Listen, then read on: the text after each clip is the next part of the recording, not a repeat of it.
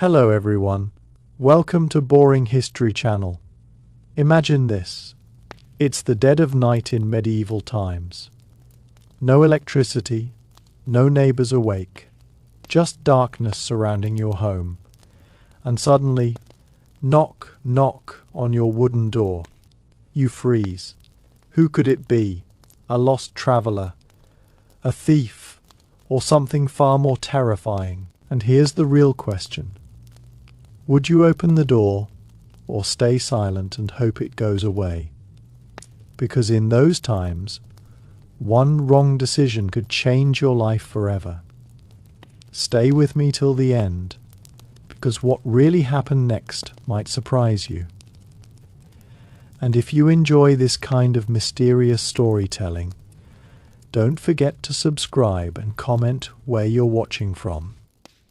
In the deep stillness of a medieval night, when darkness swallowed the narrow lanes and only the faint glow of hearth fires flickered behind shuttered windows, a knock at the door was not a simple or ordinary occurrence, but a moment that could stir immediate fear, suspicion, or reluctant curiosity, because nighttime itself belonged to uncertainty, danger, and forces both human and imagined.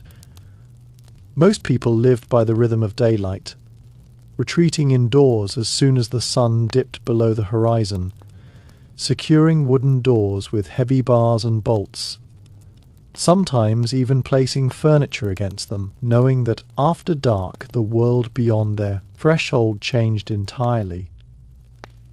And so when a sudden knock echoed through the quiet, it cut sharply through the silence like a warning, forcing those inside to freeze and listen, hearts pounding as they tried to determine whether it was real or imagined. A trick of wind, a branch brushing against wood, or something far more deliberate and threatening. The first instinct was rarely to open the door, because medieval society was shaped by caution. Strangers were not easily trusted, especially at night when identity could not be clearly seen, and intentions were easily concealed, and the possibilities were numerous and unsettling, ranging from a lost traveller seeking shelter to a desperate beggar, from a wounded messenger bearing urgent news to a bandit testing whether a house was occupied and vulnerable. And in regions plagued by conflict or unrest, it could even signal soldiers, tax collectors, or agents of authority, whose arrival rarely brought comfort. Thus, the knock carried layers of meaning, each more concerning than the last. And people inside would often remain silent at first, hoping the visitor might leave, while straining to catch any additional sound. Footsteps shifting, voices whispering, or the creak of leather and metal that might reveal the nature of the caller. If the knocking persisted, louder or more insistent, it created a psychological tension that was difficult to ignore. And someone within the household, usually the head of the family or the bravest member, would cautiously approach the door, sometimes holding a candle or oil lamp, whose dim light barely reached the threshold, and instead of opening immediately, they might speak through the wood, asking who was there, their voice guarded and firm, expecting an answer that could either reassure or deepen their fear. Yet even a spoken reply did not guarantee safety, because voices could deceive, and stories of trickery were not uncommon, where thieves or attackers would feign distress, pretending to be injured or in need of help to lure occupants into lowering their guard. And so the decision to open the door was never taken lightly, as it involved balancing the moral expectation of offering aid, deeply rooted in religious teachings about charity and hospitality, against the very real risk of harm or loss. In many cases, especially in rural areas where communities were small and people knew each other well. A knock might indeed come from a neighbor in need, perhaps calling for assistance during illness, childbirth, or emergency, and in such situations the door would eventually be opened, though still with caution, sometimes only partially, with a chain or bar held in place to prevent it from being forced open, and the visitor would be quickly assessed in the flickering light, their face scrutinized, their clothing examined for signs of familiarity or threat.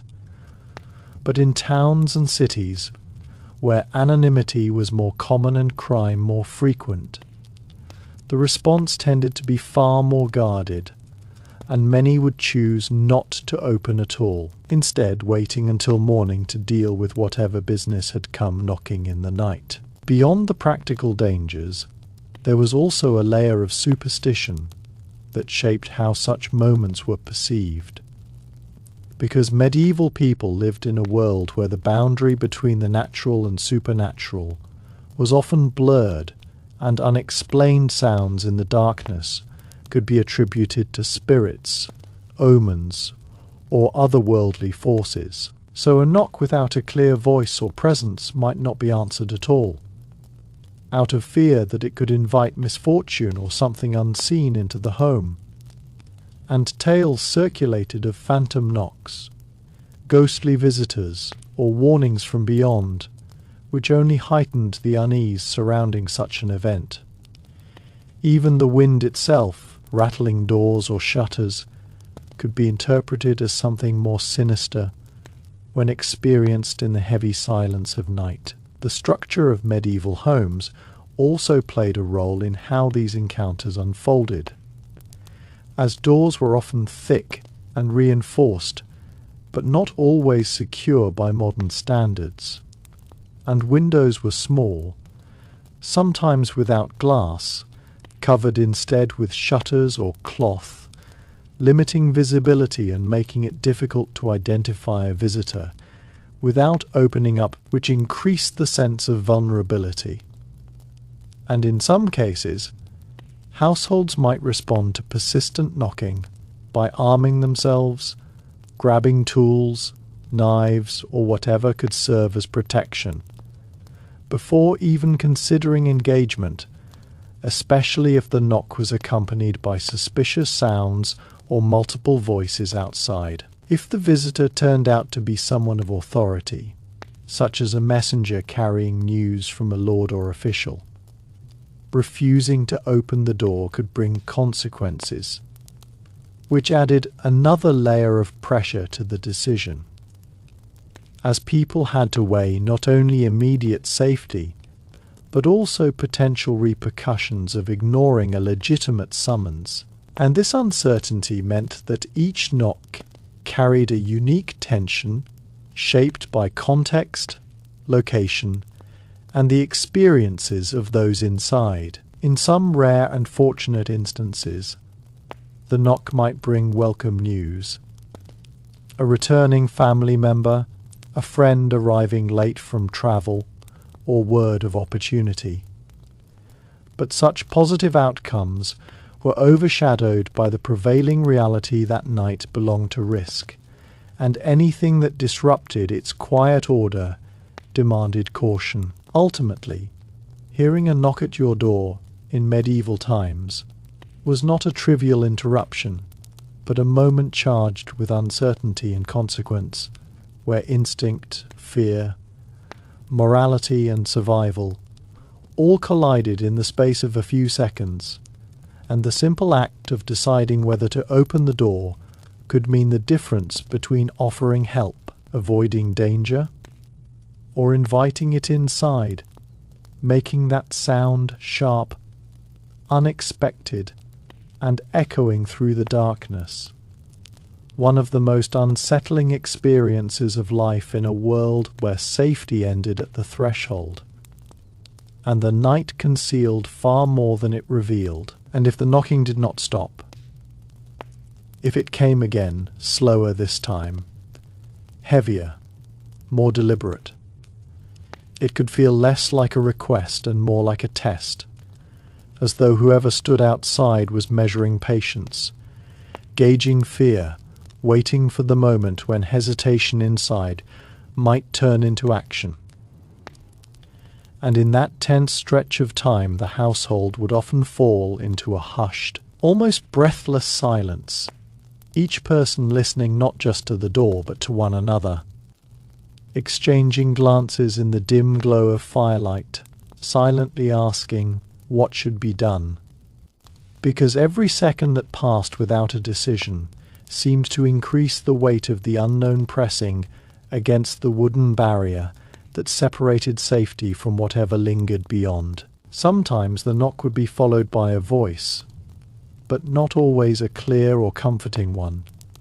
It might be low and hurried, as if the speaker did not wish to be heard by others, or strained and uneven, suggesting injury or exhaustion. And yet even then, doubt would remain because deception was a known danger, and people were aware that urgency could be mimicked, that desperation could be acted, and so even a plea for help might be met with suspicion rather than immediate compassion, creating a painful conflict between the instinct to protect oneself and the moral duty to aid those in distress, a conflict that defined many such moments in medieval life. In wealthier households or those with servants, the responsibility of answering the door might fall to someone designated for such tasks. But that did not lessen the risk. In fact, it sometimes placed the servant in greater danger, as they were expected to approach first, to speak through the door, to interpret the situation quickly, and decide whether to involve the master of the house, and their judgment could have serious consequences, not only for themselves but for everyone inside, which meant that even a simple knock could ripple through the hierarchy of the household, creating tension and urgency that spread from one person to another. In certain regions, especially those prone to raids or traveling bands of outlaws, a knock at night could immediately trigger defensive behavior, with multiple members of the household preparing to respond as a group, positioning themselves strategically, some near the door, others near exits or windows, ready to react if the situation turned violent, because it was understood that a single knock could be a distraction, a way to draw attention, while others attempted to enter from a different side. And so awareness had to extend beyond the door itself to the entire perimeter of the home, turning a moment of uncertainty into a heightened state of alertness. There were also times when the knocking would come and then suddenly stop, leaving behind an even deeper silence that felt heavier than before, because now there was no sound to interpret, no clear indication of whether the visitor had left or was simply waiting quietly, perhaps listening in return. And this absence of noise could be more unsettling than the knocking itself, prompting some to remain awake for hours afterward, too uneasy to sleep, replaying the event in their minds and wondering whether they had avoided danger or merely delayed it. In colder seasons, when nights were longer and harsher, the decision carried additional weight. There were also nights when the knock came in patterns that felt almost intentional, not frantic or desperate, but measured, spaced apart as if guided by patience rather than urgency. And that alone could be deeply unsettling, because it suggested that whoever stood outside was not acting out of panic, but with a certain calm awareness, perhaps even confidence. And this shifted the emotional weight inside the house from sympathy to unease, as people began to wonder whether they were being watched, whether their silence, their whispers, even the flicker of their candlelight, was somehow visible through cracks in the shutters or gaps beneath the door. In such moments, the house itself seemed to change, no longer just a place of shelter, but a fragile boundary under quiet pressure. Every creak of wood or settling beam suddenly amplified, every shadow cast by the fire appearing to move with intention, feeding the imagination and making it difficult to separate reality from fear. Someone might slowly edge closer to the door again. Not to open it, but to listen more closely, placing an ear against the rough timber, trying to detect breathing or movement on the other side. And sometimes there would be nothing at all, just an empty stillness that raised even more questions, because a presence that made no sound could feel more threatening than one that did. In certain regions, it was believed that not all knocks came from the living. And while such beliefs might sound distant now, they carried real influence in shaping how people reacted.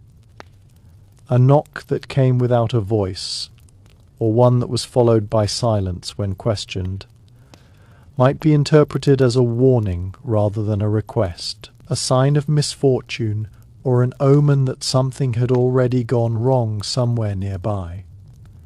And so instead of opening the door, some would turn to quiet rituals, whispered prayers, protective symbols traced in ash or oil, or simply waiting in stillness until the first signs of dawn broke the tension.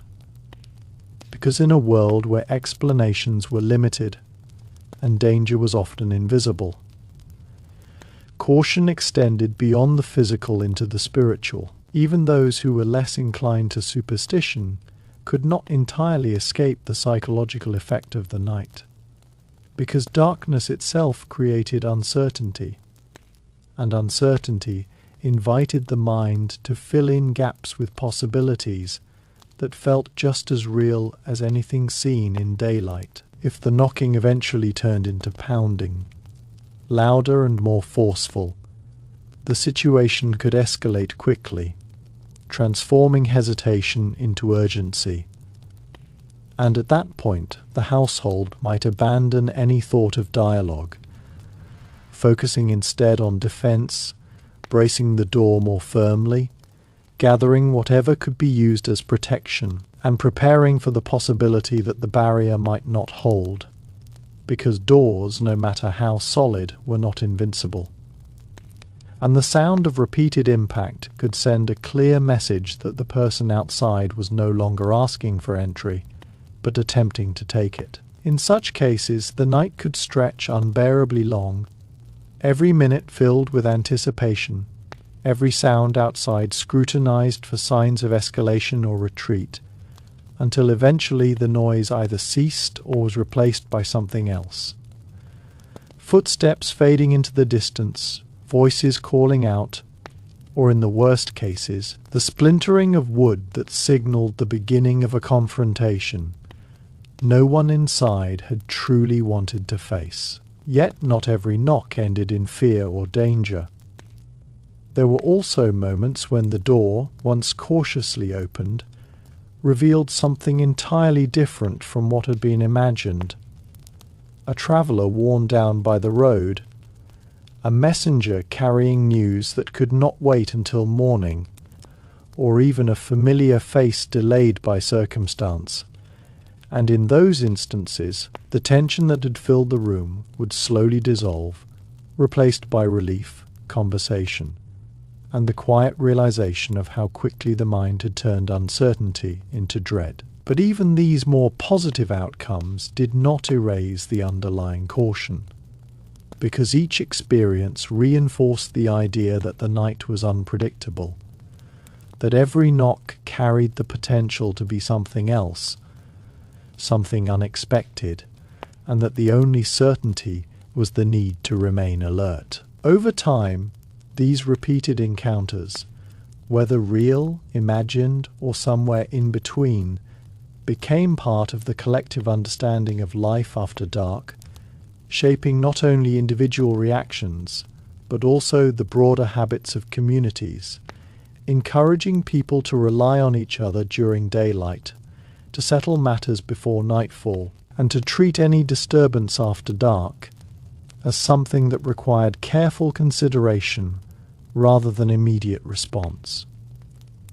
Doors were not just physical barriers, but symbols of that boundary, and the act of keeping them closed during the night was as much about preserving peace of mind as it was about ensuring safety. So when a knock came in the quiet hours, it did more than simply interrupt sleep. It introduced a question that could not be easily answered, a moment that forced those inside to confront both the external uncertainty of the world beyond their door and the internal uncertainty of their own judgment, weighing fear against responsibility, caution against compassion, and silence against action, all within the span of a few heartbeats. And even after the night had passed and the sun had risen, that moment would linger, not just as a memory of a sound in the dark, but as a reminder of how fragile the sense of security could be, how quickly it could be challenged by something as simple and ordinary as a knock, and how, in the medieval world, even the smallest disturbance could carry with it a depth of meaning that reached far beyond the door itself. In some cases, the knock would come not just once, but return over several nights, and that repetition could be even more unsettling than a single disturbance, because it suggested persistence, intention, and perhaps a knowledge of the household's routines, as if whoever or whatever stood outside was learning, waiting, testing the limits of patience and fear. And this pattern could slowly wear down even the most cautious occupants, turning initial resistance into anxious anticipation, where every evening was spent wondering if the sound would return, if the silence would be broken again at the same hour, in the same measured rhythm, until the night itself began to feel like a stage set for that inevitable interruption. People might begin preparing for it before it even happened, ensuring doors were secured earlier than usual, keeping lamps lit longer, or choosing to stay awake in shifts, listening for the first sign of that familiar dreaded sound, because the unpredictability of the knock was often more disturbing than the knock itself. There were also moments when the knocking would be accompanied by subtle attempts to provoke a reaction, perhaps a faint call of a name, spoken just loud enough to be heard inside, or the sound of something lightly brushing against the door, as though to suggest presence without fully revealing it. And these small details could create a deep sense of unease, because they implied awareness, a connection between inside and outside that felt too close for comfort, as if the barrier of the door was not as complete as it seemed. In such situations, even the bravest individuals might hesitate, caught between the urge to confront the source of the disturbance and the instinct to remain hidden, to deny whatever waited outside the acknowledgement it seemed to seek. For those living on the edges of towns or in isolated rural dwellings, the experience could be even more intense, because there were fewer neighbours to call upon, fewer witnesses to share the burden of decision, and the surrounding darkness was often deeper and more complete, stretching out across fields, forests, or unlit roads where anything could approach unseen. And so a knock in such a place carried a heavier weight, a stronger sense of vulnerability, as though the house itself stood alone against whatever might emerge from that vast silent expanse. In these settings, people often relied more heavily on instinct and experience, reading into the smallest clues, the timing of the knock, the strength behind it, the presence or absence of accompanying sounds, in an attempt to make sense of something that offered very little information. Sometimes, the response to a knock was not immediate action, but deliberate stillness, a choice to remain quiet and observe, to let the moment pass without engagement. And this silence could itself become a form of communication, signaling to the outside that the household was either unwilling or unable to respond. And depending on the intentions of the visitor, this could either discourage further attempts or provoke them, creating a delicate balance where even doing nothing had consequences. The people inside would listen closely for changes, the shift of weight on the ground outside, the faint crunch of footsteps moving away, or the lingering absence of any sound at all, and each possibility carried its own interpretation, its own implications for what might happen next. In certain rare accounts, the knock would come from an unexpected place.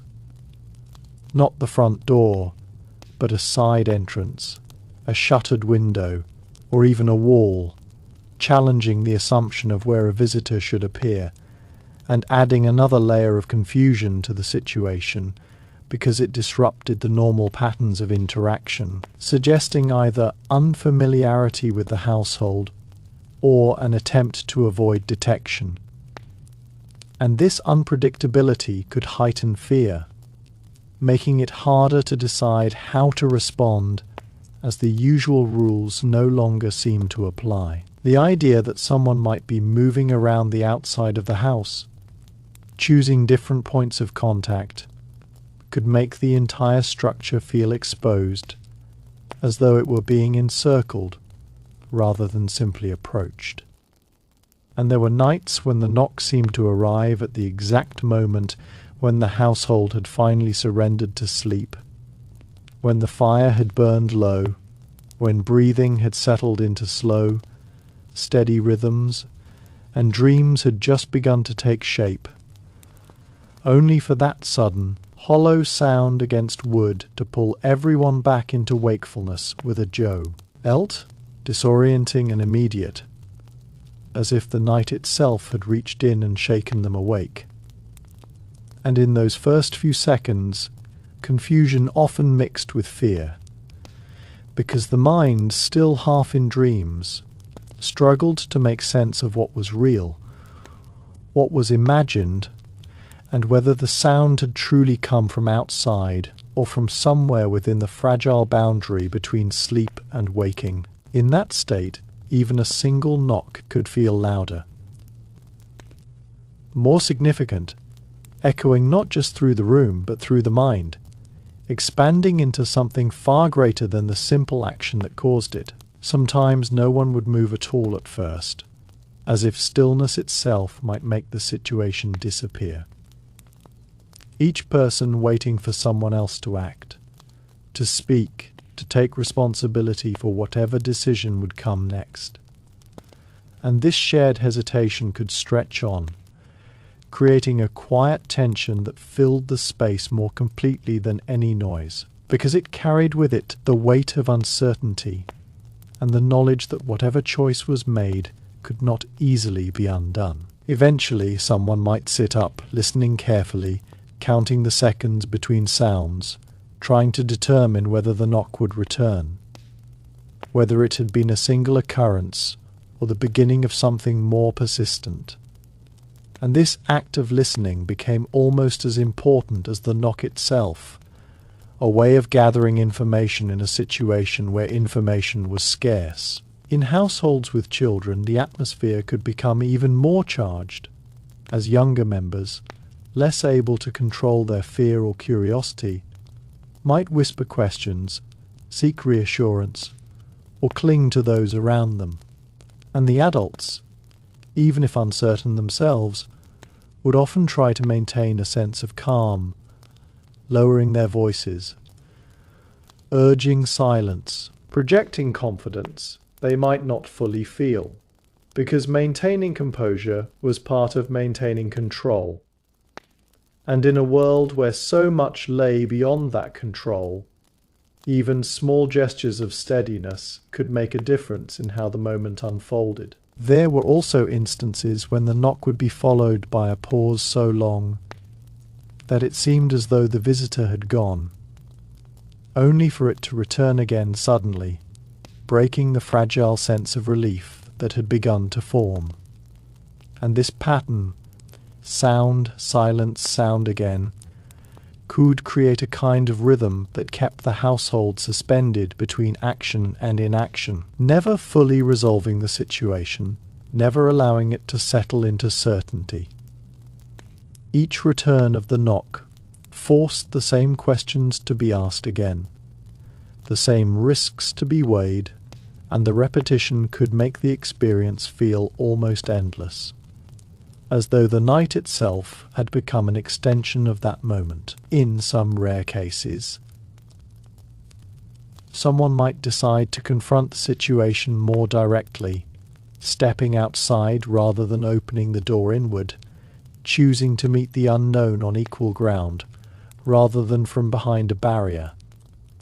And while this could provide clarity more quickly, it also carried its own risks, as stepping into the darkness meant leaving behind the relative safety of the home, and entering a space where visibility was limited and control was reduced. And such decisions were often driven as much by frustration or determination as by courage, a desire to end the uncertainty, even if it meant facing whatever lay beyond the threshold. There were also practical considerations that influenced how the situation was handled, such as the time of year, the condition of the household, and the recent experiences of the community.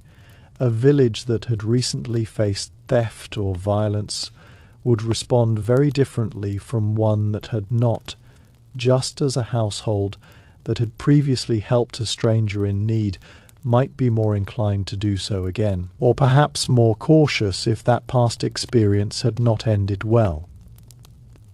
In this way, each knock was not just an isolated event, but part of a larger pattern of memory and expectation shaped by what had come before and influencing what would come after. And then there was the lingering aftermath, the way the memory of the knock would remain even after the night had ended, discussed in quiet conversations the next morning, analysed and reanalysed as people tried to make sense of it, to decide whether their response had been the right one, whether they had avoided danger or missed an opportunity to help. And these reflections could subtly alter future behaviour, making people more cautious, more attentive, or in some cases more willing to act, depending on how the experience was interpreted. Over time, these small moments accumulated, forming a kind of unwritten knowledge about how to navigate the uncertainties of the night. So a knock at the door in medieval times was never confined to the instant in which it occurred. It stretched backward into memory and forward into consequence, touching not just the physical act of answering or ignoring it, but the emotional and psychological landscape of those who heard it, shaping how they thought about safety, trust, and the unknown. It was a simple sound, easily produced, easily repeated, yet capable of carrying immense weight. Because in the quiet, shadowed world of the medieval night, where light was scarce and certainty even scarcer, even the smallest interruption could open the door. Not just literally, but figuratively, to a range of possibilities that extended far beyond what could be seen or understood in that moment, leaving behind an impression that lingered long after the echoes had faded into silence. There were even moments when the knock seemed to carry a strange familiarity, as though it followed a rhythm the listener almost recognized, not quite belonging to any known person, yet not entirely foreign either. And this ambiguity could be deeply unsettling, because it stirred a sense of memory without clarity, making those inside question whether they had heard such a pattern before, whether it reminded them of a friend, a relative, or someone long absent. And this faint recognition could tempt them toward the door despite their caution, drawing them closer with a quiet pull that was difficult to explain. Yet even as that pull grew, doubt remained close behind, whispering that familiarity could be misleading, that the mind, especially in the stillness of night, could shape sounds into something meaningful, even when they were not. And so the tension between recognition and suspicion became another layer in an already complex moment. At times, the night might be accompanied by the sound of whirl, rain tapping steadily against the roof, wind pressing against the walls, or distant thunder rolling across the sky. And these natural elements could blur the boundaries between what was intentional and what was accidental, making it harder to determine whether the sound at the door was caused by a person or by the restless movements of the night itself. In such conditions, every noise seemed to overlap, to echo and distort, creating an environment where certainty was nearly impossible and where decisions had to be made, based not on clear evidence, but on instinct and interpretation. A knock heard through the rush of wind might feel more urgent, more desperate, even if it was no different from one heard in calm weather, simply because the surrounding sounds amplified its presence. There were also situations where the knock came too softly, so faint that it might be missed entirely if not for a moment of wakefulness or a particularly attentive ear. And this subtlety could be just as unnerving as a loud, insistent pounding, because it suggested a kind of restraint, a deliberate choice to remain quiet, to avoid drawing attention, and that in itself raised questions about intent, as those inside wondered why someone would approach in such a careful, almost secretive way. A soft knock might be repeated once or twice, barely audible, as if testing whether anyone was awake, whether anyone would notice.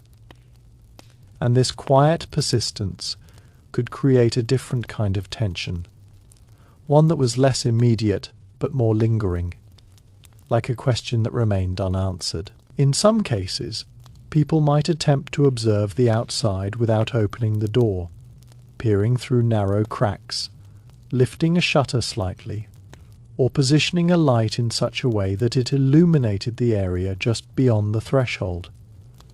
But these efforts often revealed very little, as the darkness beyond could swallow detail, reducing shapes to vague outlines and movements to indistinct shadows.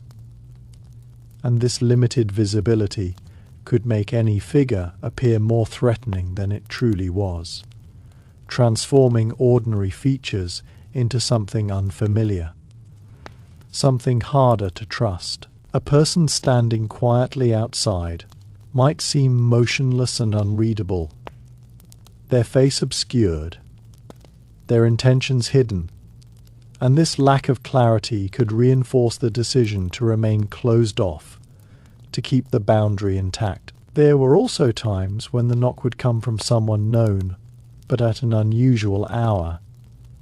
And this disruption of expectation could be just as alarming as a stranger's presence, because it suggested that something out of the ordinary had occurred, that the person outside was driven by urgency or necessity. And this could prompt a quicker response, though not necessarily a less cautious one, as familiarity did not eliminate risk, but merely shifted the nature of it. The door might be opened more readily in such cases, but still with care, still with awareness that even known faces could carry unexpected news or consequences. There were also nights when the knock seemed almost hesitant, as if whoever stood outside was unsure of their own purpose, tapping lightly, then pausing for long stretches, then returning again with slightly more confidence. And this uneven rhythm could be strangely unsettling because it suggested a mind at work beyond the door, someone thinking, reconsidering, perhaps even listening in return, and that sense of a shared awareness, of two sides quietly observing each other through a barrier, could make the moment feel far more intimate and tense than a loud, forceful demand ever could. Inside, people might lower their voices even further, instinctively trying not to reveal too much, as though silence itself could act as protection, as though not being heard might somehow prevent being understood. In some instances, the knock might come from someone who had no intention of entering at all, but rather of confirming something. Whether the house was occupied, whether anyone was awake, whether there was movement inside, and this possibility introduced another layer of unease, because it meant the knock was not the goal, but a means, a way of gathering information, and the response, or lack of response, could influence what happened next, turning even the smallest sound made inside into a signal that might be interpreted and acted upon.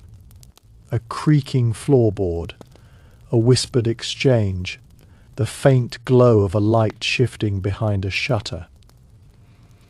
Any of these could betray presence, could answer a question that had not been spoken aloud. There were also moments when the knock would come at an hour so late that it seemed disconnected from ordinary human activity, a time when even the most restless travellers would have sought shelter, and when the world outside should have been at its most still.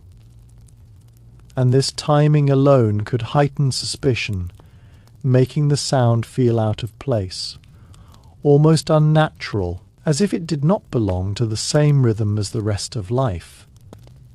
In such cases, people might hesitate even longer, waiting not just for another knock, but for some sign that could place the event within a familiar context, something that could explain why anyone would be outside at such an hour. Occasionally, the response to a knock would involve more than just those inside a single house. In closely built communities, neighbours might also hear the sound, might become aware that something unusual was happening, and this shared awareness could influence how the situation unfolded as people listened, not only for the knock, but for signs of reaction from nearby homes, for voices, for movement, for any indication that others were awake and alert. And this subtle network of attention could create a sense of collective vigilance, where the actions of one household were quietly observed and sometimes supported by others. Even if no direct interaction took place, there were also rare and unsettling moments when the knock would be followed by a different kind of sound altogether. Perhaps a slow dragging along the surface of the door, or a faint tapping that moved from one part of the wood to another, as if tracing its edges. And such details could transform the experience into something far more disturbing, because they suggested not just presence, but movement, exploration, and awareness of the barrier itself. And this could make the door feel less like a solid protection, and more like something being examined, something that might be tested further if no response was given. In some households, particularly those that had experienced previous incidents, there might be established ways of responding, small routines developed over time to manage such situations, whether it was always asking the same set of questions before opening, always waiting a certain amount of time, or always ensuring that more than one person was present when the door was approached. And these habits provided a sense of structure in moments that otherwise felt unpredictable, a way of imposing order on uncertainty, even if that order could not fully eliminate the risks involved. And then there were the nights when the knock, once it stopped, lagged behind a silence so complete that it seemed almost deliberate, as if the absence of sound itself was part of the experience. And in that silence, every thought seemed louder, every possibility more vivid, until the mind itself became the source of tension, replaying the event again and again, imagining outcomes that had not occurred, questioning decisions that had already been made. And this internal echo could last far longer than the actual sound, extending the moment into something that lingered well beyond its physical duration. So the knock at the door, simple in form yet complex in meaning, was never confined to a single interpretation or a single outcome. It was shaped by countless variables: time, place, memory, belief, experience. And each instance carried its own unique weight, its own set of possibilities, turning what might seem like a small interruption into a moment of profound uncertainty, where the line between safety and risk, between known and unknown, was drawn not just by the thickness of the door, but by the choices of those who stood behind it, listening, waiting, and deciding what to do next in a world where even the quietest sound could carry the loudest implications. There were even times when the knock seemed to carry a kind of quiet persistence that refused to be ignored.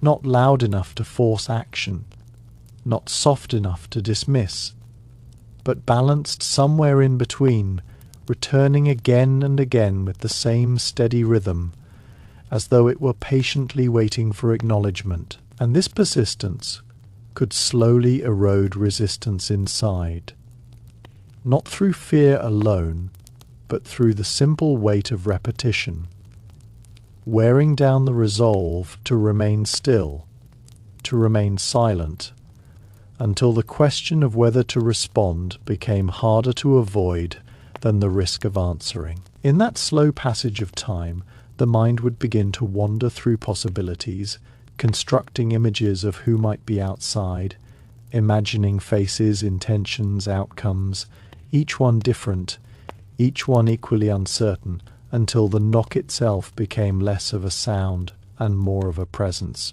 something that occupied the space just beyond the door and refused to fade. Sometimes the knocking would come in uneven intervals, breaking any sense of pattern, arriving suddenly after long stretches of silence, then repeating quickly before falling quiet again. And this unpredictability could be deeply unsettling, because it offered no rhythm to anticipate, no structure to rely on, leaving those inside in a constant state of readiness, never fully able to relax, never fully certain that the moment had passed. Each new knock would feel like a fresh beginning, resetting the tension, forcing the same cycle of listening, wondering, deciding, over and over again, until the night itself seemed stretched around that single, recurring interruption. In certain situations, the presence outside might make itself known without words, through the faintest indications: a shadow shifting under the door, a subtle change in the air, the sense that someone stood just beyond reach. And these minimal signs could be more powerful than any clear signal, because they left so much to interpretation, allowing imagination to fill in the gaps, to create something far larger and more complex than what might actually be there. A shadow could suggest stillness or movement, a presence or an absence. And without confirmation, the mind would often lean toward the more cautious, more fearful interpretation, reinforcing the instinct to remain behind the barrier. There were also moments when the knock would coincide with other distant sounds. The echo of footsteps far away, the faint call of voices carried by the wind, or the distant clatter of something unseen. And these overlapping noises could create a sense that the event was part of something larger, something happening beyond the immediate surroundings. And this broader context could either heighten concern or provide a strange kind of reassurance, depending on how it was interpreted. If the sound suggested activity elsewhere, it might mean the visitor was not alone.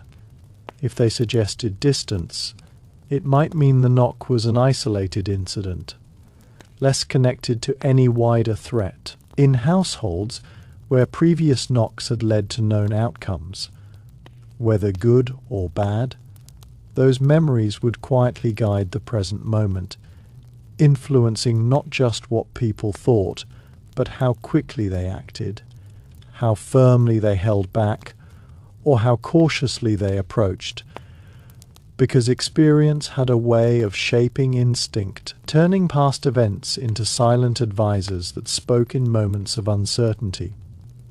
A door once opened without consequence might be opened again more readily.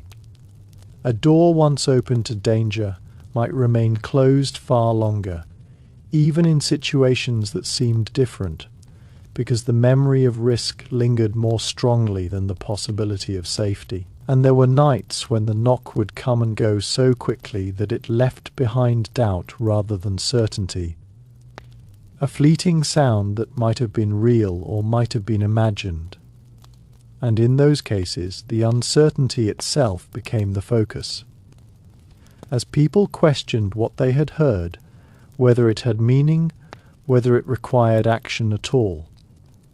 And this ambiguity could be just as powerful as a clear event, because it lingered without resolution, leaving the mind to circle around it long after the moment had passed. In the end, the experience of hearing a knock at the door in the medieval night was defined not by a single outcome, but by a continuous unfolding of possibilities, each shaped by perception, by environment, by memory, and by the quiet, persistent tension between what was known and what was not. The door stood as the dividing line, solid yet symbolic, separating the certainty of the interior from the uncertainty of the exterior.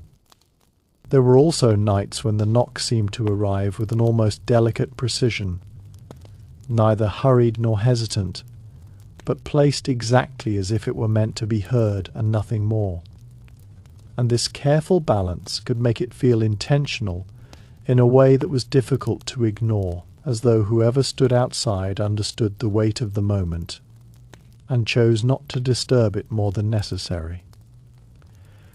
Inside, that restraint could create an equally careful response, where movements were slowed, thoughts were measured, and even the act of listening became more focused, more deliberate, as if matching the tone set by the sound itself. At times, the knock might seem to blend with the rhythm of one's own heartbeat, especially in the quiet of the night, when internal sounds became more noticeable. And this merging could create a strange sense of connection between the listener and the event, as though the boundary between inside and outside had momentarily softened, allowing the external sound to align with something internal. In that moment, it might feel less like something happening to the house, and more like something happening to the self, an experience that was both external and deeply personal at once. There were also instances when the knock would feel almost like a continuation of something unfinished, as if it followed a thought, a dream, or a memory that had been interrupted. And this continuity could give it a sense of meaning that extended beyond the immediate situation, making it seem as though it belonged to a larger narrative, one that could not be fully understood in that moment, but still carried a quiet significance. The mind, searching for patterns, might link the sound to something recent or something long past, weaving it into a story that gave it context, even if that context remained uncertain. In certain moments, the act of not responding could take on a kind of quiet strength, a deliberate choice to maintain the boundary, to allow the unknown to remain outside. And this choice could feel as active as any decision to open the door, requiring its own form of resolve, its own acceptance of whatever consequences might follow. The silence inside, held intentionally, became a statement in itself, a way of asserting control in a situation where so much lay beyond it. There were also nights when the knock would seem to lose its urgency over time, not because it changed, but because the perception of it shifted, as the initial sharpness softened into something more distant, more manageable, as though the mind had adapted to its presence, absorbing it into the background of the night rather than allowing it to dominate attention. This gradual easing could create a sense of quiet resilience, a recognition that not every disturbance required immediate resolution, that some could simply be endured until they passed. Sometimes, after the final echo had faded, there would be a lingering awareness of the door itself, of its presence as more than just a physical object, but as a boundary that had been acknowledged, tested, and held. And this awareness could remain for some time, shaping how the space was felt, how movement within it was carried out, as though the door had briefly taken on a greater significance before returning to its ordinary role. And then, as the night continued, and the world slowly returned to its usual stillness, the experience would settle into a quieter form, no longer immediate, but not entirely gone, becoming part of the subtle background of memory, something that could be recalled later with clarity or with uncertainty, depending on how it had been perceived. The knock itself might be remembered differently each time, its details shifting slightly with each recollection, but the feeling it created, the pause, the awareness, the moment of choice, would remain consistent, a small but lasting imprint of an encounter with the unknown. So the knock at the door, simple in action yet vast in implication, became a moment that extended beyond itself, touching not only the physical space of the house, but the inner space of thought and perception, creating an experience that was as much about interpretation as it was about reality. And in that quiet intersection, where sound met silence and certainty met possibility, the knock found its true significance, not in what it revealed, but in what it asked, and in how those who heard it chose to respond, carrying that choice with them long after the night had passed, and the door stood once again undisturbed. There were also moments when the knock seemed to arrive with a kind of quiet finality, as though it marked a point from which the night could not return to what it had been before. And this sense of change could settle gently but firmly over the household, altering the way everything was perceived afterward. The same walls, the same shadows, the same flicker of light would now feel slightly different, not because they had changed, but because the awareness of them had deepened, sharpened by the interruption that had briefly drawn all attention to the boundary between inside and outside. At times, the knock might feel as though it carried a presence that extended beyond the moment itself, something that lingered even in its absence, as if the act of knocking had left behind a trace, a subtle impression that remained in the air, shaping how the silence that followed was experienced. This lingering quality could make the quiet feel less empty, more watchful, as though the night had taken on a new dimension, one in which the possibility of another interruption remained just beneath the surface. There were also instances when the knock would seem to invite reflection rather than action, drawing attention inward instead of outward, prompting those who heard it to consider not just what lay beyond the door, but what it meant to be inside, to be sheltered, to be separate from whatever existed outside. In this way, the moment became more than a practical decision. It became an awareness of contrast, of the difference between the known and the unknown, between safety and uncertainty. And this awareness could linger quietly, shaping thought in ways that extended beyond the immediate situation. In certain moments, the act of listening itself became the central experience, more important than the knock that had initiated it, as the mind focused on the smallest details, the texture of the silence, the faintest shifts in sound, the subtle changes in the environment.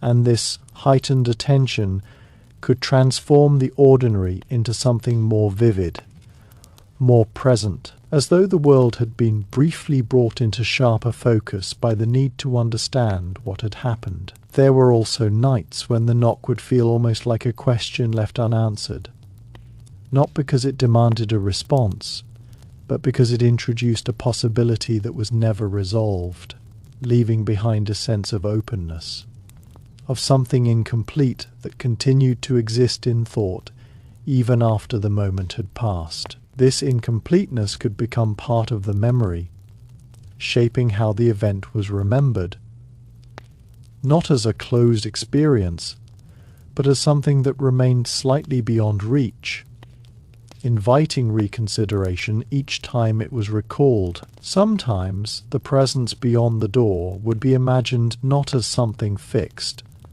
but as something shifting, undefined, changing with each passing second.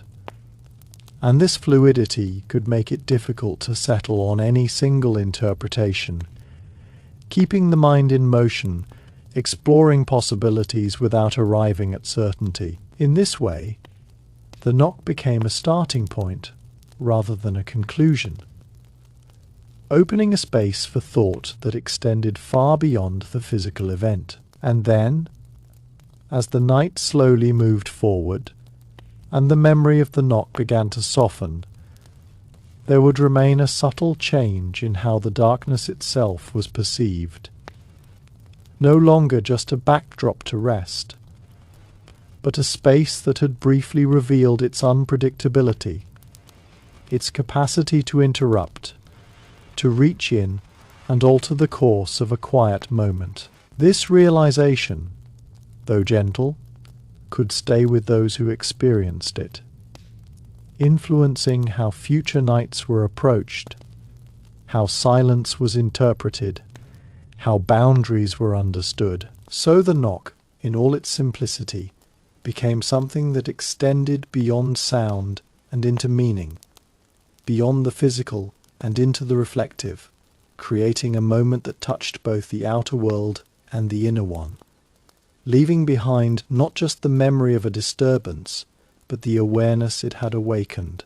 And in that awareness, carried quietly into the hours that followed, the true significance of the knock remained, not as an event to be solved, but as an experience to be felt, one that lingered softly at the edge of thought, like an echo that never fully fades. There were also nights when the knock seemed to arrive as if it belonged to the silence itself, not breaking it but emerging from it so seamlessly that for a brief moment it felt like a natural extension of the quiet rather than an interruption. And this blending could make it harder to react immediately, because the mind hesitated, trying to decide whether anything had truly changed at all. In that hesitation, the awareness of the sound deepened, spreading slowly through thought, rather than striking it sharply.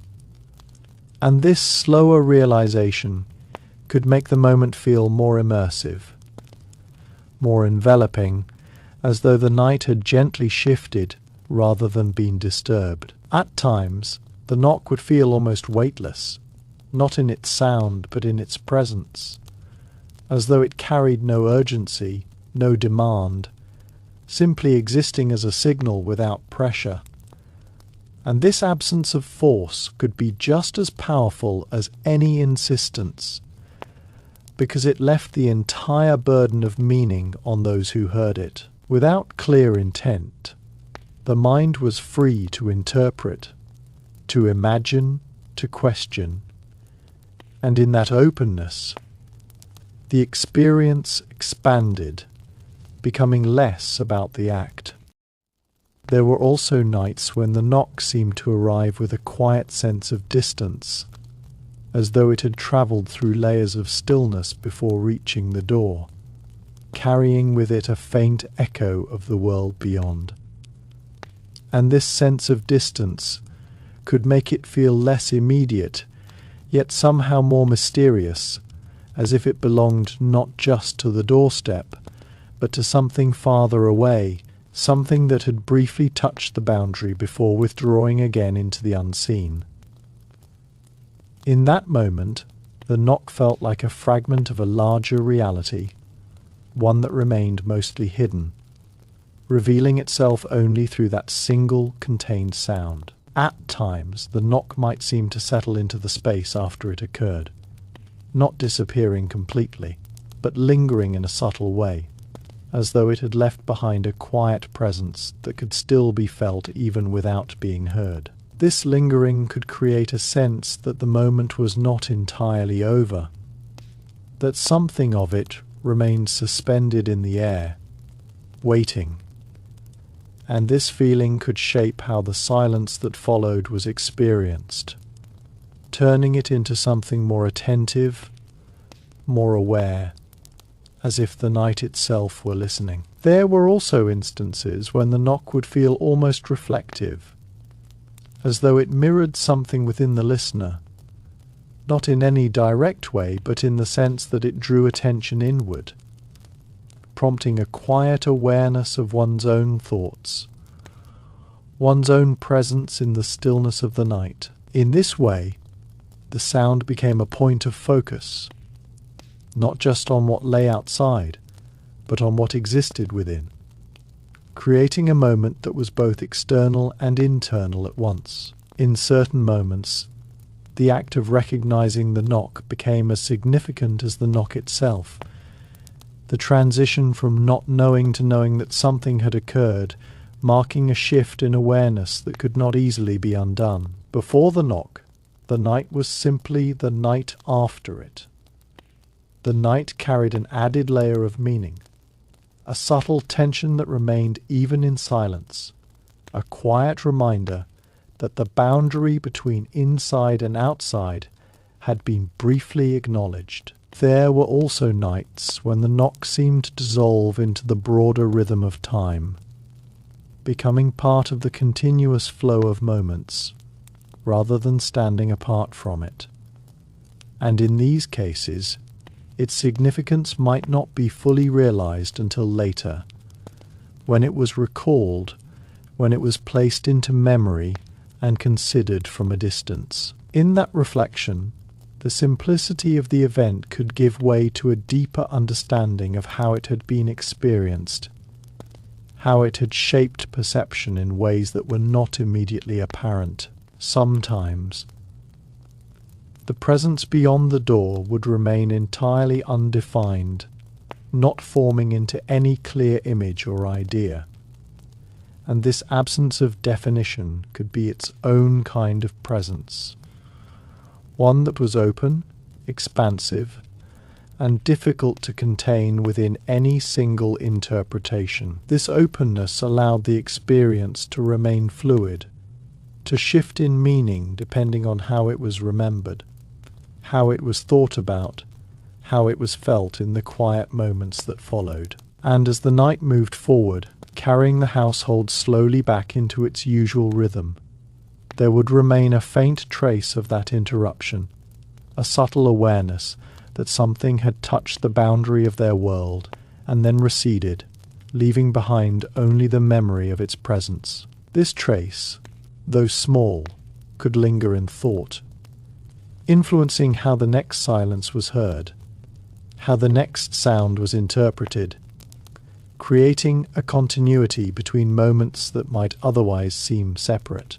So the knock, though brief and simple, became part of a larger experience, one that extended beyond the instant in which it occurred, and into the quiet unfolding of awareness that followed. It was not just a sound against a door, but a moment that revealed the delicate balance between the known and the unknown, between what was inside and what lay beyond.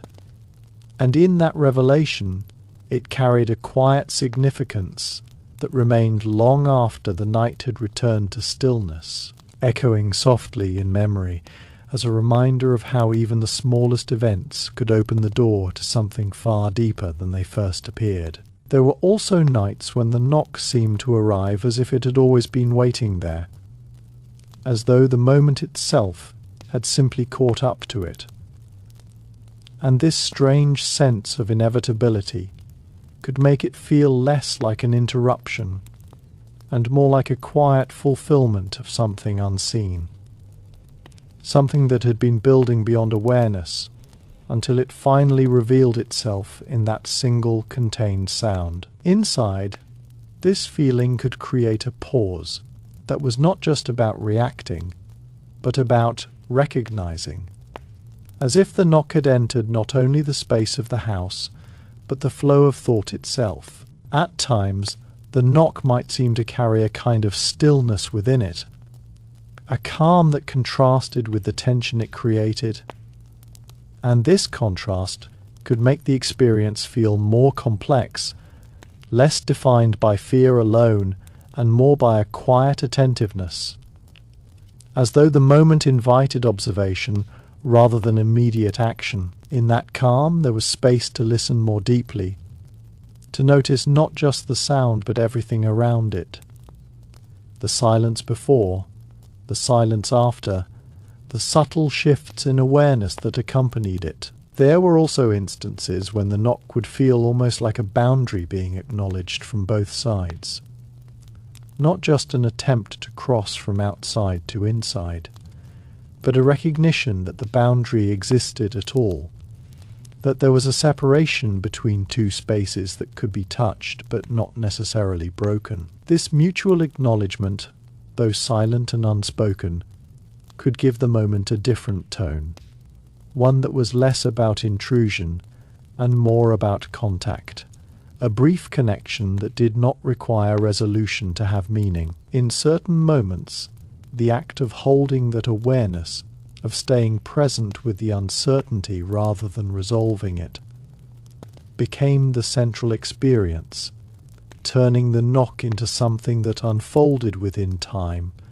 rather than ending with it. The longer the awareness was held, the more the moment seemed to expand, revealing layers of perception that might otherwise have gone unnoticed, making the experience feel deeper, more textured, more reflective. There were also nights when the knock would seem to fade not into silence, but into thought, becoming something that continued to exist in the mind even after it could no longer be heard, replaying softly, shifting slightly with each recollection, taking on new meaning each time it was considered. This movement from sound to memory gave the experience a kind of continuity, allowing it to extend beyond its physical duration and into the ongoing process of reflection. Sometimes the presence beyond the door would remain entirely unresolved,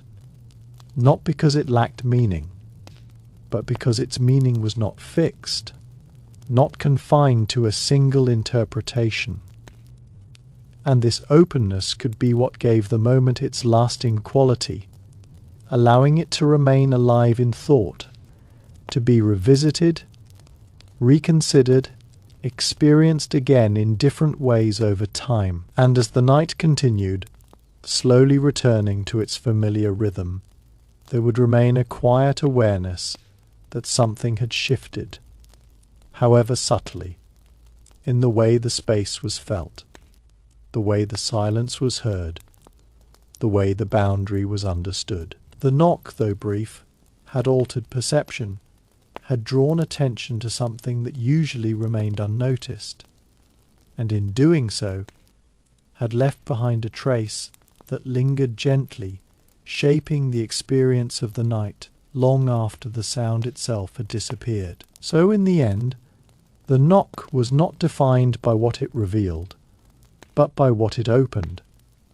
An awareness of uncertainty, a moment of quiet attention, a space where the ordinary became something more, something layered, something meaningful. And in that opening, carried softly into memory, the true essence of the experience remained, not as a single event, but as a subtle and enduring presence, echoing quietly at the edge of thought, like a sound that never fully fades. There were also nights when the knock seemed to arrive with a strange softness that made it almost feel like a memory, rather than a present event, as if it belonged to something already past, rather than something happening now. And this subtle disconnection from the immediate moment could make it harder to respond, because the mind hesitated, unsure whether to treat it as something real or something recalled. In that hesitation, the experience stretched, becoming less about urgency and more about awareness, a quiet recognition that something had touched the boundary between inside and outside without fully crossing it. At times, the knock might feel as though it carried no clear direction, not entirely from the outside, nor entirely separate from the space within, but existing somewhere in between, in that thin layer where perception meets reality. And this ambiguity could create a sense that the boundary itself had become less defined, more permeable, allowing the experience to feel less contained, more expansive. In such moments, the door was no longer just a barrier, but a point of overlap, a place where two different states of being briefly met. There were also instances when the knock would seem to align with a deeper quiet in the surroundings, not standing out sharply but settling gently into the existing stillness. And this integration could make it feel less like an interruption and more like a continuation, as though the night itself had produced the sound rather than something external to it. This perception could soften the tension, turning it into something more contemplative, though no less mysterious. In certain moments, the awareness of the knock would unfold gradually, not all at once, as if the mind needed time to fully register what had happened, and this gradual unfolding could create a layered experience. There were also nights when the knock seemed to arrive as if it had no beginning, as though it simply emerged into awareness already complete, without any sense of approach or preparation.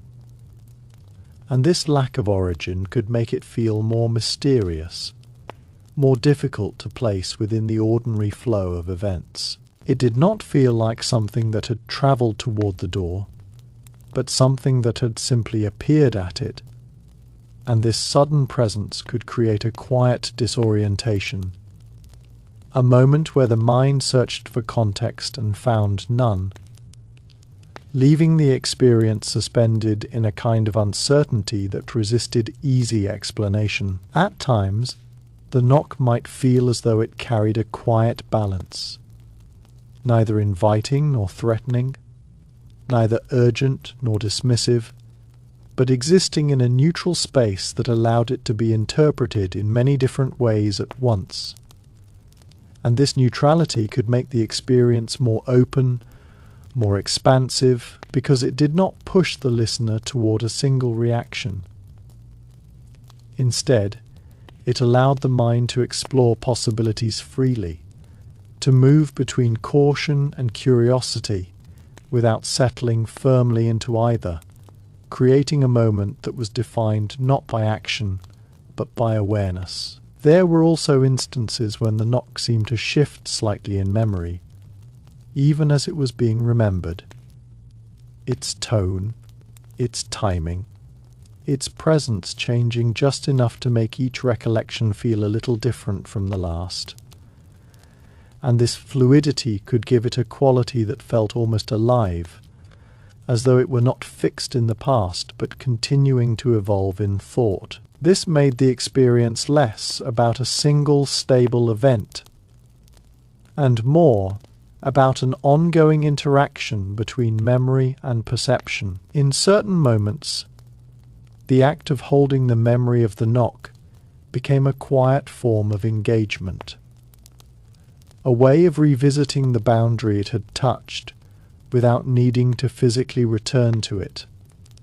And this internal engagement could be just as vivid as the original experience, allowing the moment to be explored from different angles, each revealing something new about how it had been perceived, how it had been understood. There were also nights when the knock seemed to dissolve almost immediately into the surrounding stillness, leaving behind only the faintest trace, as if it had never fully taken shape. And this fleeting quality could make it feel almost unreal, like something that had slipped through the edges of perception rather than firmly entering it. Yet even in its subtlety, it left a mark, a quiet awareness that something had occurred, however briefly, however lightly.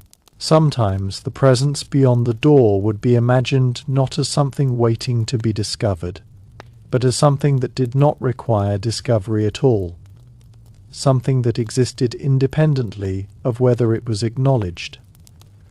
And this perspective could shift the experience away from action entirely, turning it into a moment of quiet coexistence rather than confrontation, where the inside and the outside simply existed alongside one another, connected only by the brief contact of the knock. And as the night continued, moving slowly forward, carrying with it the memory of that brief encounter, there would remain a subtle change in how the silence was felt, a slight deepening, a quiet richness that had not been there before, as though the moment had added something intangible to the space, something that could not be seen or heard but could still be sensed. This added depth lingered softly, shaping the experience of the night in ways that were gentle but lasting.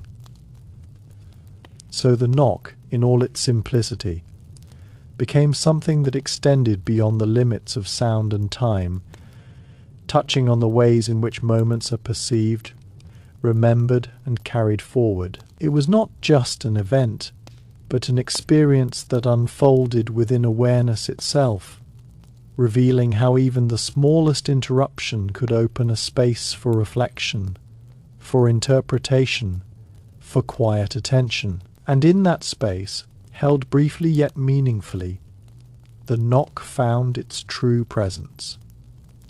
Not as something that demanded an answer, but as something that invited awareness, leaving behind an echo that remained long after the night had settled once more into silence. There were also nights when the knock seemed to arrive as if it belonged to a moment that had already passed, carrying with it a faint sense of delay, as though it had travelled through time as well as space before reaching the door. And this subtle feeling of lateness could make it seem disconnected from the present, like an echo of something that had already happened elsewhere. In that sense, the knock felt less like an immediate event, and more like a trace. Something that had crossed a distance, not just in place, but in experience, arriving slightly out of alignment with the now. At times, the knock might feel as though it existed at the edge of awareness, not fully entering attention all at once, but lingering just outside it, requiring a moment of recognition before it could be fully understood. And this delay in perception could give the experience a layered quality, where the realization unfolded gradually rather than instantly. The mind would catch up to the sound, piece by piece, until it settled into clarity. And in that process, the moment seemed to deepen, expanding beyond the instant in which it occurred. There were also instances when the knock seemed to carry a kind of quiet completeness, as though it did not need to be followed by anything else to have meaning. And this self-contained nature could make it feel more like a statement than a request, something that simply existed without expectation, leaving those who heard it to decide what, if anything, should come next. This absence of demand created a space of freedom, but also of responsibility, because it placed the entire weight of interpretation on the listener. In certain moments, the act of remembering the knock could feel as vivid as the experience itself, as though the memory retained not just the sound but the atmosphere, the stillness, the subtle tension that surrounded it. And this vividness could make the past feel present again, allowing the moment to be revisited with a clarity that blurred the boundary between then and now. Each recollection became a kind of return, not to the event itself, but to the awareness it had created. There were also nights when the knock seemed to dissolve into the surrounding quiet in such a way that it left behind a kind of openness, a space where something had been and was now absent. And this absence could feel almost tangible, like a shape defined by what was no longer there. This sense of absence gave the silence a different quality, making it feel less empty and more like a continuation of the moment, as though the knock had not ended but simply changed form. Sometimes the presence beyond the door would be imagined not as something fixed or waiting, but as something that had already moved on, leaving behind only the trace of its contact.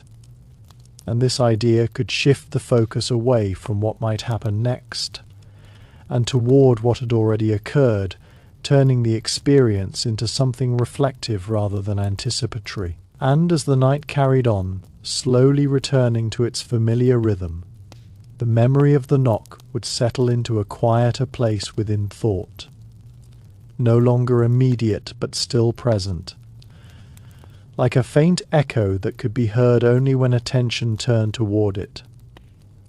This echo, though soft, remained steady, a reminder of how even the smallest moment could leave behind a lasting impression. So the knock, simple in form yet expansive in meaning, became more than just a sound in the night. It became a point of awareness, a moment where perception deepened and the boundary between inside and outside was briefly illuminated. And in that brief illumination, something subtle yet lasting was revealed. Not about what lay beyond the door, but about how such moments are experienced, remembered, and carried forward, echoing quietly through time, long after the night itself has passed. There were also nights when the knock seemed to arrive with a kind of quiet inevitability that made it feel as though it had always been part of the night, waiting for the exact moment to become audible. And this sense of hidden presence could make the experience feel deeper, as if the sound was not an intrusion, but a revelation of something that had already existed just beyond awareness. Inside, this could create a subtle shift in perception, where the focus moved from reacting to the knock to understanding it as part of a larger stillness that had briefly made itself known. At times, the knock might feel as though it carried a boundary within it, not just touching the door, but defining the space between inside and outside in a more vivid way, making that division suddenly clear, almost tangible. In that instant, the door was no longer just an object, but a line, a point of separation that could be crossed or maintained, and the awareness of that choice gave the moment its weight, turning a simple sound into something that held both possibility and consequence. There were also instances when the knock seemed to linger not in the air but in attention, drawing the mind back to it again and again, as though it had created a focal point, that refused to dissolve completely. Even as other thoughts tried to move forward, they would circle back, returning to the sound, to the moment, to the question it had introduced, and this quiet persistence could make the experience feel ongoing, extending far beyond the brief instant in which it had occurred. In certain moments, the act of listening became almost reflective of the knock itself, a gentle repetition of attention, where the mind mirrored the rhythm of the sound by returning to it again and again without resolution. This mirroring created a subtle connection between the listener and the event. There were also nights when the knock seemed to arrive as though it belonged to no clear moment at all, neither fully part of the present nor entirely separate from it, but suspended in a kind of quiet in between, where time itself felt softened, less defined, and in that softened state the sound could feel more expansive, as if it carried more than just its physical presence. It did not simply happen and end. It unfolded, lingering gently in awareness, as though it had no urgency to resolve, allowing the mind to remain with it, rather than move past it. At times, the knock might feel as though it revealed something about the silence itself, not just interrupting it, but showing its depth, its texture, its subtle variations that might otherwise go unnoticed. In that moment, the quiet was no longer empty but full, layered with attention, and the knock became a way of perceiving that fullness, a brief illumination of what had always been there, but had not been fully seen. There were also instances when the knock seemed to carry a quiet stillness within it, not just surrounding it, but contained in it, as if the sound itself held a pause, a moment of rest that extended outward into the space around it.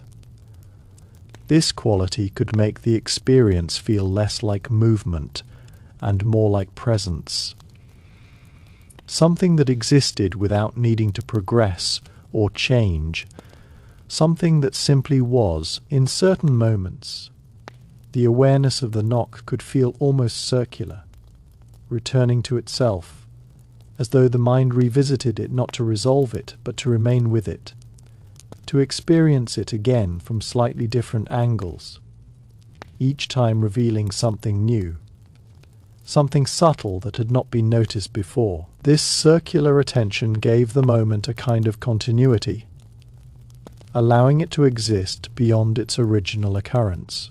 There were also nights when the knock seemed to dissolve into a kind of quiet clarity, leaving behind not tension or uncertainty, but a simple awareness, a recognition that something had been perceived, something had been acknowledged, and that this acknowledgement was enough in itself, requiring no further action. In this way, the experience became complete without resolution, whole without explanation. Sometimes the presence beyond the door would be imagined not as something separate, but as part of the same world, the same stillness, simply positioned differently, and this perspective could soften the boundary between inside and outside, making it feel less like a division and more like a gentle distinction. And as the night continued, carrying everything slowly forward, the memory of the knock would remain not as a disturbance, but as a quiet addition, something that had deepened the experience of the night rather than broken it, something that had revealed rather than disrupted. This subtle shift in perception could linger, influencing how future moments were experienced, how silence was heard, how attention was held. So the knock, though brief and simple, became something that extended into the very way the night was perceived, a moment that opened awareness rather than demanded action, that revealed depth rather than introduced disruption. And in that gentle unfolding, where sound met silence and awareness met presence, the knock found its lasting meaning. Not in what it changed, but in what it revealed, leaving behind a quiet echo that continued not as sound, but as understanding. There were also nights when the knock seemed to arrive with a kind of quiet transparency, as though it did not hide anything yet, revealed nothing specific either, existing in a space where it could be fully heard but never fully understood. And this clarity without explanation could make the experience feel strangely open, as if it invited attention without directing it. In that openness, the mind was free to remain with the sound, to explore it without needing to define it. And this freedom could turn the moment into something less about reaction and more about presence. At times, the knock might feel as though it echoed, not outward, but inward, resonating within awareness itself, rather than in the space around it. And this inward echo could make the experience feel deeply personal, as if the boundary it touched was not just the door, but the edge of perception. In that sense, the knock became less about what lay beyond, and more about what was felt within, a quiet reflection of attention turning toward itself. There were also instances when the knock seemed to hold a kind of stillness that extended beyond its duration, as though the moment it created did not end when the sound faded, but continued gently in the silence that followed, shaping how that silence was experienced. This continuation gave the moment a sense of depth, allowing it to unfold gradually rather than disappear abruptly, and in that unfolding, the experience felt more complete, more integrated into the flow of the night. In certain moments, the act of perceiving the knock became as significant as the knock itself, the awareness of hearing it marking a shift that could not be undone, a movement from unknowing to knowing that changed how everything afterward was felt. Before the knock, there was only quiet. After it, there was a quiet that had been touched, a silence that carried memory within it. There were also nights when the knock seemed to dissolve into a kind of gentle uncertainty, not creating tension, but a soft openness, a space where multiple possibilities could exist without needing to be resolved. And this openness could feel almost calming, as though the absence of certainty allowed for a different kind of experience, one that was not driven by the need to decide or act. Sometimes, the presence beyond the door would be imagined not as something approaching or waiting, but simply as something that had briefly connected, touched the boundary, and then withdrawn, leaving behind only the awareness of that contact. And this perspective could make the moment feel less like an encounter and more like a passing interaction, something that had occurred without requiring continuation. And as the night carried on, slowly returning to its quiet rhythm, the knock would remain as a subtle shift in awareness, a quiet reminder that even in stillness, something can arise, be noticed, and fade, leaving behind a trace that gently shapes how the stillness is experienced afterward. This trace, though light, could persist, influencing how future moments were perceived, adding a quiet depth to the experience of silence itself.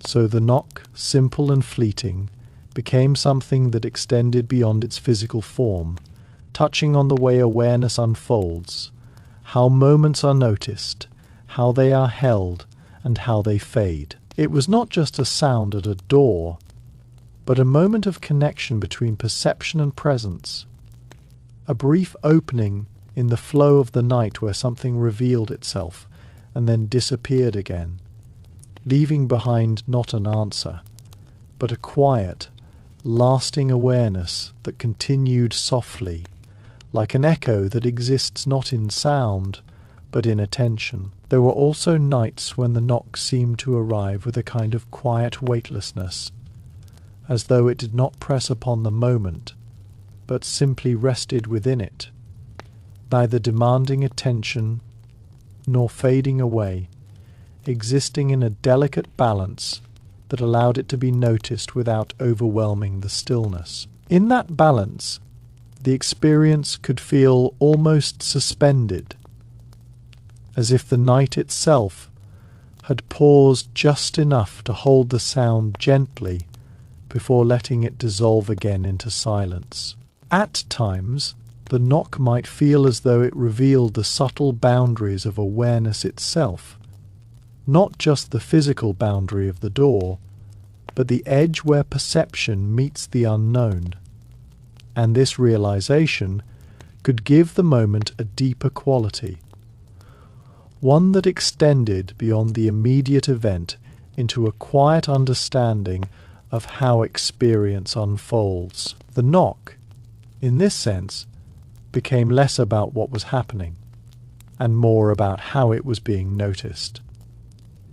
There were also instances when the knock seemed to echo in a way that did not repeat the sound, but the feeling, a quiet resonance that lingered within the space of attention, creating a soft continuity between the moment of hearing and the moments that followed. This resonance could make the experience feel ongoing, not because anything new was happening, but because the awareness of what had happened remained present.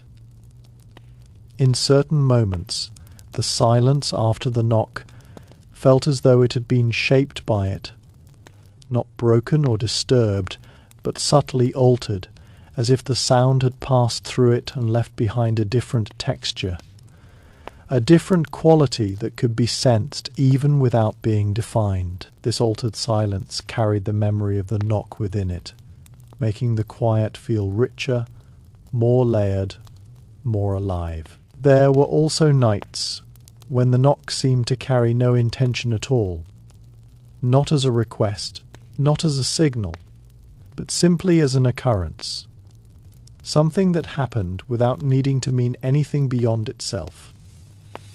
And this absence of intention could make the experience feel more open, less bound by interpretation, allowing it to exist as it was without needing to be understood. Sometimes, the presence beyond the door would be imagined not as something separate from the listener, but as part of the same unfolding moment connected through the shared experience of time and space. And this perspective could soften the sense of division, making the boundary feel less like a barrier and more like a point of relation, a place where two aspects of the same world briefly touched. And as the night continued, carrying the experience gently forward, the knock would remain not as a distinct memory, but as a subtle influence, a quiet shift in how attention moved, how silence was felt, how presence was understood. It would not stand out sharply, but it would not disappear.